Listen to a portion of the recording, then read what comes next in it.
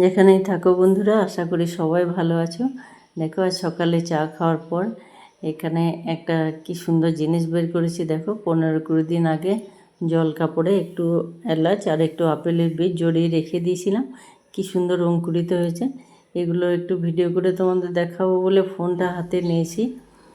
খুব সুন্দর লাগছে দেখতে। আর তখনই অন করার সাথে সাথেই একটা ভিডিও এলো সামনে, দেখে মনটা খুব খারাপ হয়ে গেল। হেডলাইন আজও বিচার পেলাম না। আর অভয়া মা আর বাবার একদম সে কান্না ভরা মুখ দেখে মনটা খুব খারাপ লেগে গেল। আর কোনো কাজে মন না বসাতে পেরে একটু বাইরে বেরিয়ে পড়লাম। আর প্রচণ্ড গরম, বাইরে সবাই নিজের নিজের কাজে ব্যস্ত।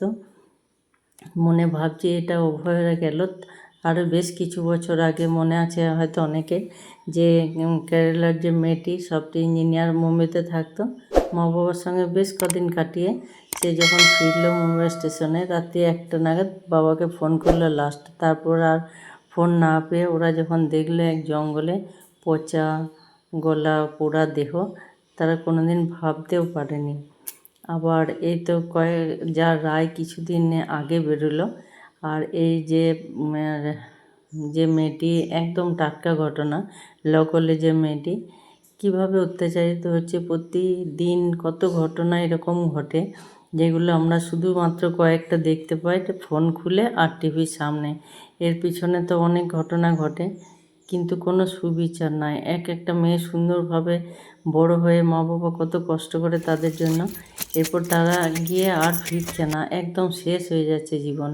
ওরা তো শেষ হচ্ছে, এরপর বাকি ওই অন্ধকারময় জীবনে মা বাবা কী করে কাটাবে বলতে পারো? দূরে যখন থাকে ছেলে মেয়েরা, মা বাবার আশা থেকে 2 মাস পর 4 মাস পর বাড়ি ফিরবে, কিন্তু এই নিরাশা বা অন্ধকার জীবনে তাদের কিভাবে কাটবে দেখলেই কেমন যেন ভয় করে। টিভি ফোন খুললেই 5টা খুন, 15টা জখম, 50টা বাড়ি ছাড়া, শুধু এই খবর মাত্র।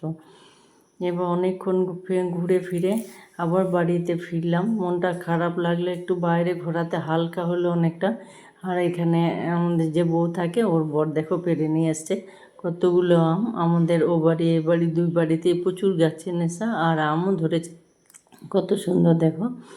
এরপর 2 বাড়িতে গাছ প্রচুর আছে। আর গাছ না থাকলে বাড়ি ভালো লাগে না, ফাঁকা ফাঁকা লাগে।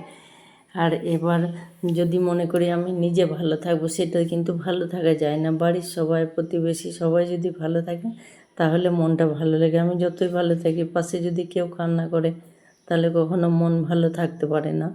সবাই মিলেমিশে একসঙ্গে সুন্দরভাবে কাটিয়ে পার করে দিলে নিজেদেরও ভালো লাগে আর পরিবেশগুলোও শান্তি হয়। আজ এই পর্যন্ত বন্ধুরা, আসি।